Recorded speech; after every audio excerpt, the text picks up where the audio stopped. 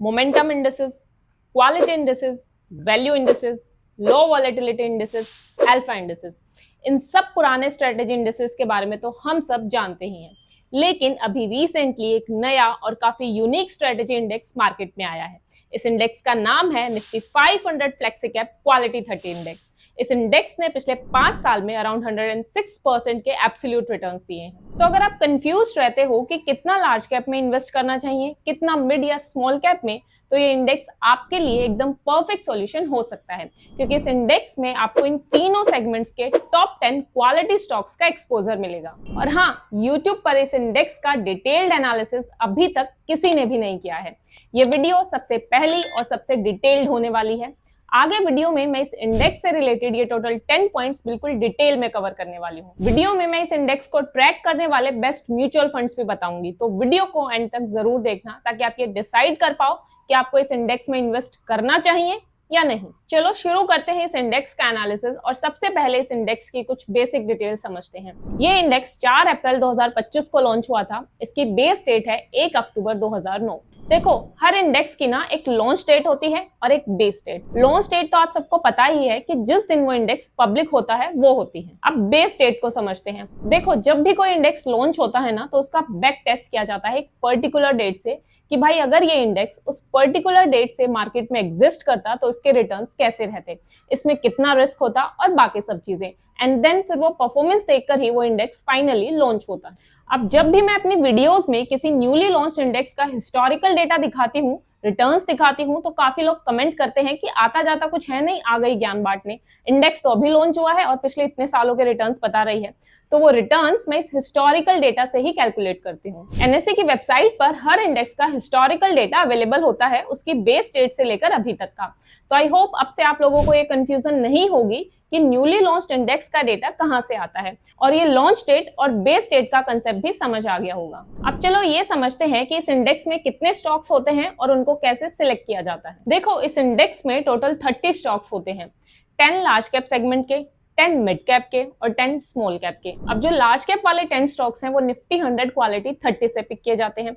Mid cap वाले Nifty mid cap 150 quality 50 से, और स्मॉल कैप वाले निफ्टी स्मॉल कैप 250 क्वालिटी 50 से। तो ऐसे हर सेगमेंट से टॉप 10 स्टॉक्स लिए जाते हैं। किसके बेसिस पर? Last 6 months average free float market capitalisation के बेसिस पर। इसके अलावा हर सेगमेंट में स्टॉक्स का इक्वल वेटेज होता है। तो अब हमें ये तो समझ आ गया कि कितने नंबर ऑफ स्टॉक्स होते हैं, 30 होते हैं। उन्हें कैसे सिलेक्ट किया जाता है? 10-10 हर सेगमेंट से लिए जाते हैं, और उनका वेटेज कितना होता है? इक्वल वेटेज होता है विद इन द सेगमेंट।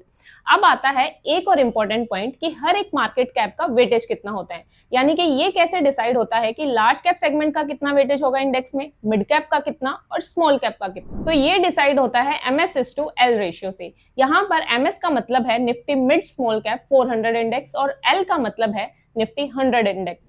इस रेशियो से मार्केट के मूड का पता लगता है कि भाई हाल फिलहाल मिड एंड स्मॉल कैप ज्यादा चल रहे हैं या लार्ज कैप्स। अब इस रेशियो का लास्ट 200 ट्रेडिंग डेज का एवरेज लिया जाता है और फिर इस रेशियो को इस एवरेज से कंपेयर करते हैं। अगर ये रेशियो इस एवरेज से ज्यादा आता है तो इसका मतलब है mid and small cap strong चल रहे हैं, इसलिए 2/3 weightage mid and small cap segment को दिया जाता है एंड बाकी का 1/3 लार्ज कैप को। और इन केस ये रेशियो इस एवरेज से कम आता है तो इसका मतलब है कि लार्ज कैप स्ट्रॉन्ग चल रहे हैं, इसलिए 2/3 वेटेज फिर लार्ज कैप्स को दी जाती है एंड बाकी की 1/3 weightage mid and small caps को। अब ये डेटा है लास्ट 5 इयर्स का, जिसमें दे रखा है कि डिफरेंट क्वार्टर्स में किस सेगमेंट की कितनी वेटेज रही है।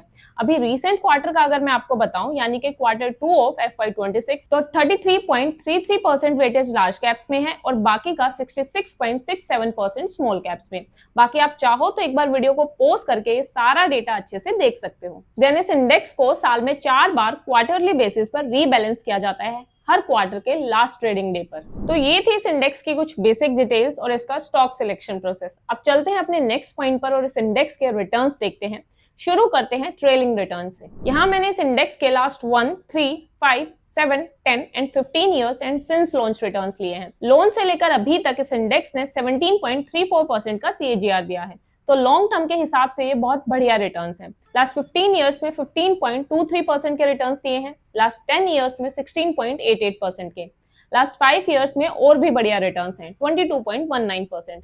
इसके अलावा डाउन मार्केट के चलते लास्ट 1 ईयर में रिटर्न्स नेगेटिव रहे हैं, -16.68%। अब अगर मैं इसके रिटर्न्स को निफ्टी 500 से कंपेयर करूं तो सिर्फ लास्ट 1 एंड 3 इयर्स वाला टाइम पीरियड छोड़कर बाकी सब टाइम पीरियड्स में ये निफ्टी 500 के रिटर्न्स को बहुत आराम से बीट कर रहा है। तो बेसिकली शॉर्ट टर्म में निफ्टी 500 को बीट नहीं कर रहा, लेकिन लॉन्ग टर्म में इजीली बीट कर पा रहा है। अब ऐसा इसलिए है क्योंकि इंडेक्स मार्केट के सिग्नल के हिसाब से कभी लार्ज कैप्स को ज्यादा वेटेज देता है और कभी मिड एंड स्मॉल कैप्स को। तो इस शिफ्टिंग की वजह से शॉर्ट टर्म में रिटर्न्स अफेक्ट होते हैं, लेकिन लॉन्ग टर्म में क्वालिटी कंपनीज और सही सेगमेंट को सही टाइम पर वेटेज देने का बेनिफिट पूरा मिलता है। और इसलिए 5 से 10 साल के टाइम पीरियड में ये निफ्टी 500 इंडेक्स से क्लियरली बेटर परफॉर्म कर रहा है। अब ना इसके ट्रेलिंग रिटर्न्स को उन तीनों क्वालिटी इंडेक्सेस से भी कंपेयर करके देखते हैं जिन तीनों से मिलकर ये बना है, यानी कि निफ्टी 100 क्वालिटी 30 से, निफ्टी मिड कैप 150 क्वालिटी 50 से और निफ्टी स्मॉल कैप 250 क्वालिटी 50 से। सबसे पहले निफ्टी 100 क्वालिटी 30 और निफ्टी मिड कैप 150 क्वालिटी 50 से कंपेयर करें तो इन दोनों इंडेक्सेस को लॉन्ग टर्म में तो इजीली बीट कर रहा है, यानी कि last 5, 7, 10, 15 years and since launch वाले टाइम पीरियड्स में। लेकिन शॉर्ट टर्म में यानी कि 1 एंड 3 इयर्स वाले टाइम फ्रेम में इसके रिटर्न्स कम है। सेम वही सीन है निफ्टी 500 वाला। देन अब निफ्टी स्मॉल कैप 250 क्वालिटी 50 से कंपेयर करूं तो यहाँ पर हर बार ये इंडेक्स पीछे रह रहा है रिटर्न्स में और हर एक टाइम फ्रेम में। तो clearly small cap 250 quality 50 index ज्यादा सही रिटर्न्स दे रहा है। अब ऐसा इसलिए है क्योंकि स्मॉल कैप 250 क्वालिटी 50 सिर्फ स्मॉल कैप स्टॉक्स में इन्वेस्ट करता है और स्मॉल कैप्स नेचुरली ज्यादा फास्ट ग्रो करते हैं, इसलिए उनका लॉन्ग टर्म रिटर्न हाई होता है।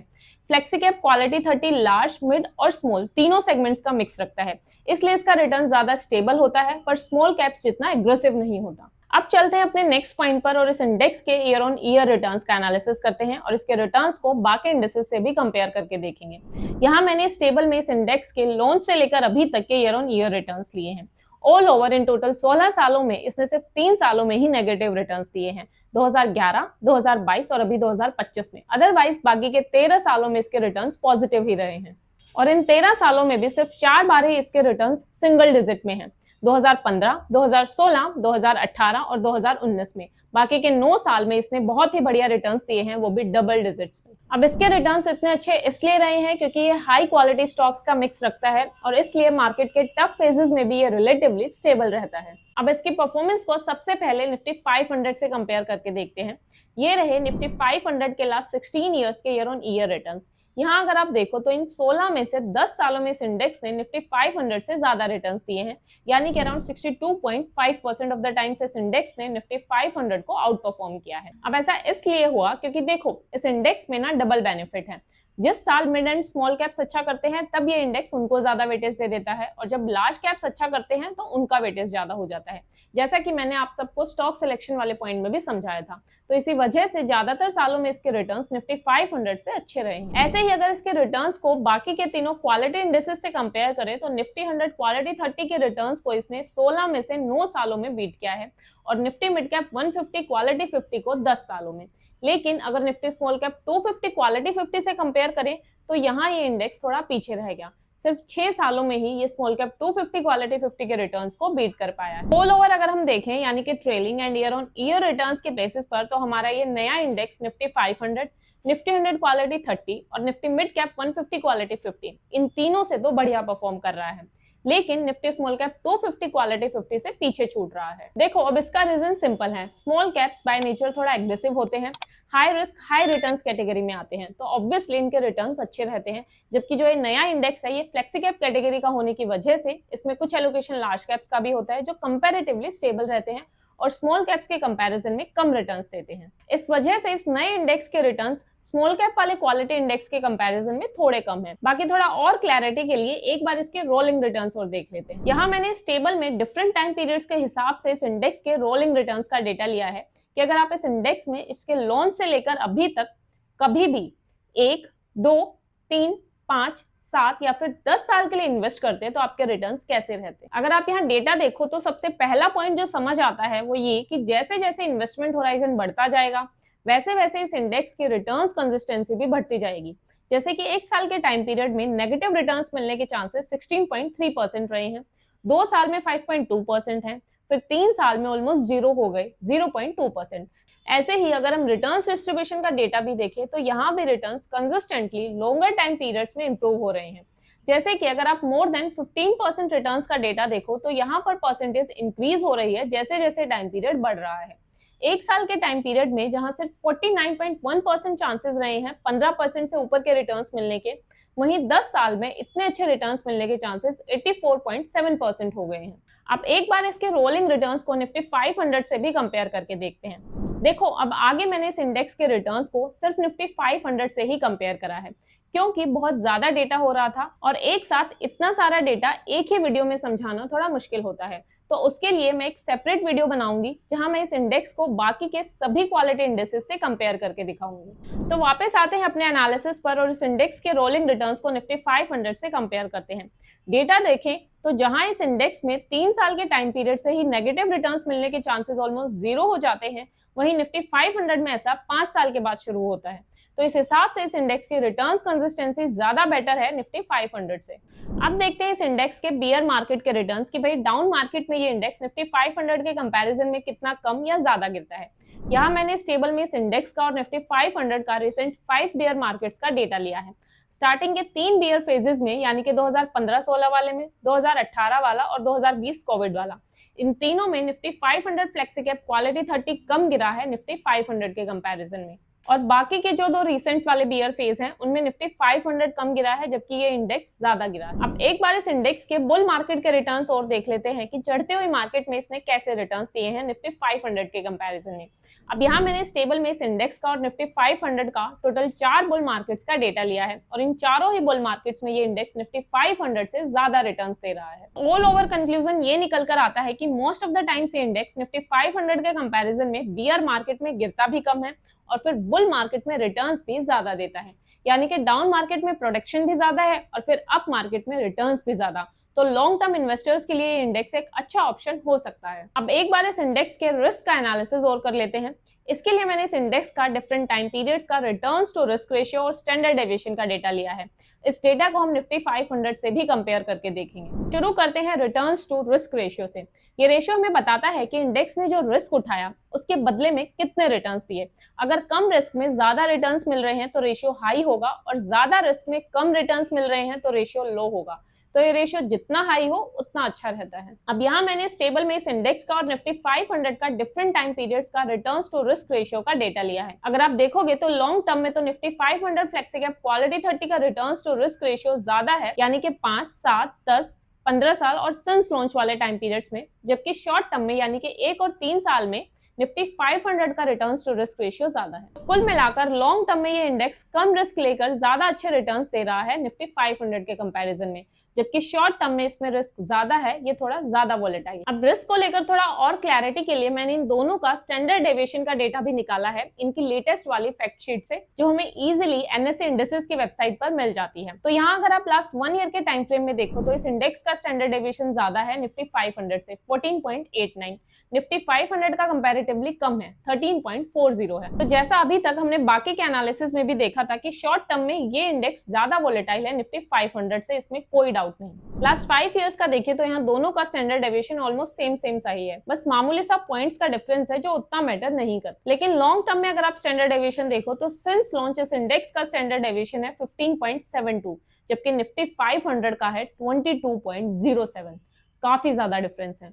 तो नो डाउट लॉन्ग टर्म में तो ये इंडेक्स कम रिस्की है एज कंपेयर टू निफ्टी 500। तो कुल मिलाकर हमारे इस रिटर्न्स एंड रिस्क एनालिसिस का निचोड़ ये निकल कर आता है कि शॉर्ट टर्म में हमारा नया इंडेक्स वोलेटाइल भी है और रिस्की भी, लेकिन लॉन्ग टर्म में इस इंडेक्स ने कंसिस्टेंटली हर एक टाइम फ्रेम में अच्छे रिटर्न्स दिए हैं, वो भी कम रिस्क में एज कंपेयर टू निफ्टी 500। अब नेक्स्ट पॉइंट हमारा ये आता है कि ये इंडेक्स किन लोगों के लिए ज्यादा सुटेबल है, और ये बहुत इंपॉर्टेंट पॉइंट है ताकि आप नेगेटिव रिटर्न से बच सको और स्मार्टली इस इंडेक्स में इन्वेस्ट कर सको। तो सबसे पहला तो यही है कि लॉन्ग टर्म इन्वेस्टर्स जिनका इन्वेस्टमेंट होराइजन 5 साल या उससे ज्यादा का है, उनके लिए ये इंडेक्स एक अच्छा इन्वेस्टमेंट ऑप्शन हो सकता है। दूसरा, अगर आपने अभी तक किसी और क्वालिटी इंडेक्स में इन्वेस्ट नहीं किया है तो भी आप इस क्वालिटी इंडेक्स को कंसिडर कर सकते हो। तीसरा, अगर आपको अपने पोर्टफोलियो में डाइवर्सिफिकेशन चाहिए प्लस अगर थोड़ा रिस्क ले सकते हो और ऑलरेडी कोई फ्लेक्सी कैप फंड नहीं है पोर्टफोलियो में, तो भी आप इस इंडेक्स को कंसिडर कर सकते हो, क्योंकि इसमें आपको large, mid and small cap तीनों सेगमेंट्स का एक्सपोजर मिलेगा।